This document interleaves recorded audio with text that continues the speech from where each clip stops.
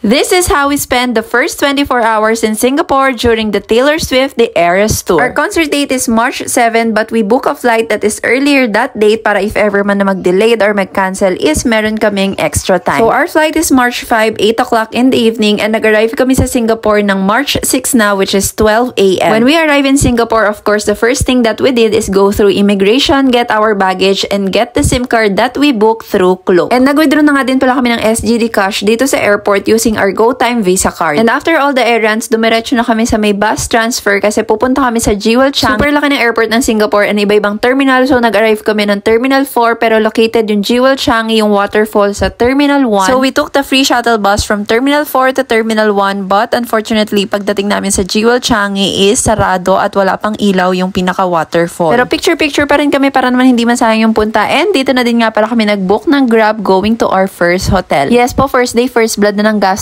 dahil nag-Grab kami papunta sa aming hotel dahil wala nang masakyan na bus at MRT ng mga ganitong oras. It's already 3 a.m. So we check in at around 4 a.m. na here at the Hotel 81 TriStar located sa Onan Road. Guys, super na-amaze kami dito sa Hotel 81 TriStar kasi sobrang affordable niya lang and sobrang laki ng space. So we booked the triple room. If you want a room tour, magva-vlog na lang tayo ng separately. But yeah, nakatulog na kami ng mga around 5 a.m. na yata dahil nag-ayos pa kami ng gamit. And then we woke up at around 7 or 8 a.m. yata as in literal na zombie na kami nito guys. Dahil nga ito lang March 6 yung araw na pwede naming ilibot dahil March 7 yung concert and then flight na namin agad ng March 8 ng morning. Buti na lang maraming restaurants, convenience store at meron pa ditong fruit shop and meron parang mini palengke na malapit sa hotel namin. So ayan, kumain muna kami bago sumabak sa mabahabang lakaran. So our first agenda for today is to get our VIP merch at the National Stadium para hindi na namin siya i-claim during the concert. Walking distance lang din yung MRT from our hotel pero ang tip ko talaga sa inyo if you're going to Singapore, bring your bucket hat or sunglasses or anything na kailangan nyo para sa sun protection dahil sobrang init at sobrang humid dito sa Singapore. And one of the best thing here in Singapore is the transportation. Sobrang dali ng transportation dito guys as in. So pagdating namin ng MRT parang mga 3 to 4 stops lang going to National Stadium. And halos karamihan ng mga spots nila dito is nakakonect na sa MRT. So pagbaba mo ng MRT, nandun ka na konting lakad lang and voila, you're there. At oo nga pala, for the transportation, we use our GoTime card. Sobrang dali, tap lang anytime, anywhere. And we're here at the National Stadium. So maaga kami, mga around 10 a.m. yata to. So konting pila lang yung naabutan namin for the VIP merch collection. Pero parang inabot din kami ng mga 30 minutes to 1 hour sa pagko-collect ng VIP merch kasi syempre may picture-picture pa and everything. And after the National Stadium, diretso na kami sa aming second agenda which is the Gardens by the Bay. So we also book it through Klook. Ang kinuha namin is the package of Flower Dome and the Cloud Forest. So pagbaba ng MRT, we took the shuttle going to the Flower Dome and Cloud Forest which is around $3.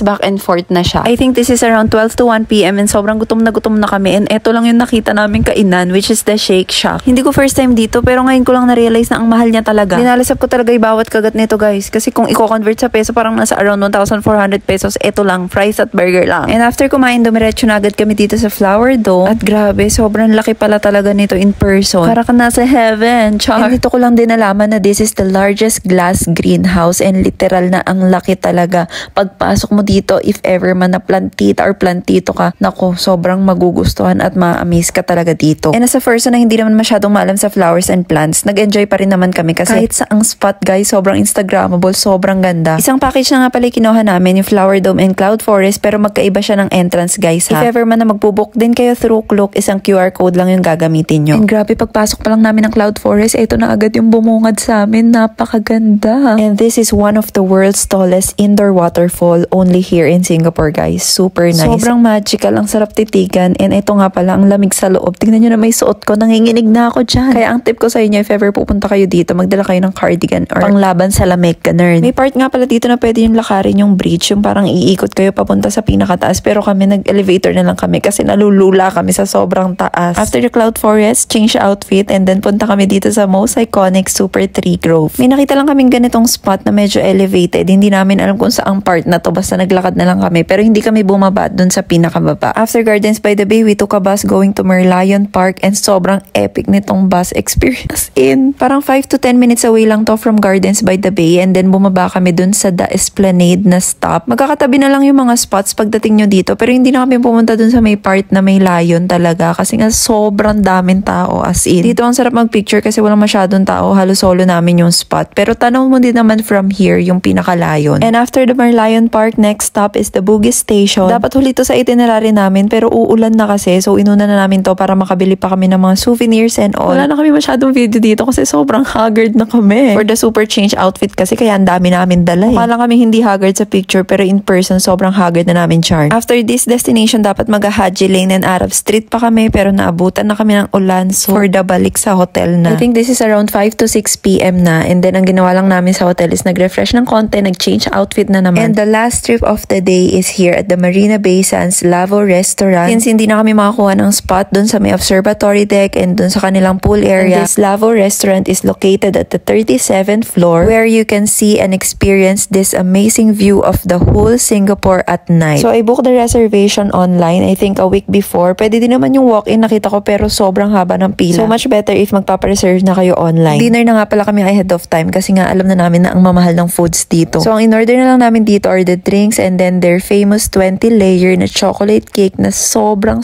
sarap. Guys, naunto kami dito kasi sinerve nila ng may happy birthday tapos may candle pa pero wala naman nagsabi-sabi na merong may birthday sa. Tapos ito kasing si Nerissa, yung isa naming friend, magpa-birthday na siya ng April. So ang in-assume niya is talagang sinurprise namin siya. And yeah, I think this is around 12 to 1 a.m. na. Siyempre, feeling mayaman tayo. Galing tayo Marina Bay Sands. Mag-grab na din tayo pa uwi. Pack, feeling mayaman for a day. Pagdating ng hotel, super bagsak kami guys. Sobrang nakakapagod but it's all worth it. Hindi namin in-expect na one day ma-afford na namin yung mga ganitong bagay. Wow, nag-drama pa. That's it for today's vlog guys. Thank you so much for watching. Bye!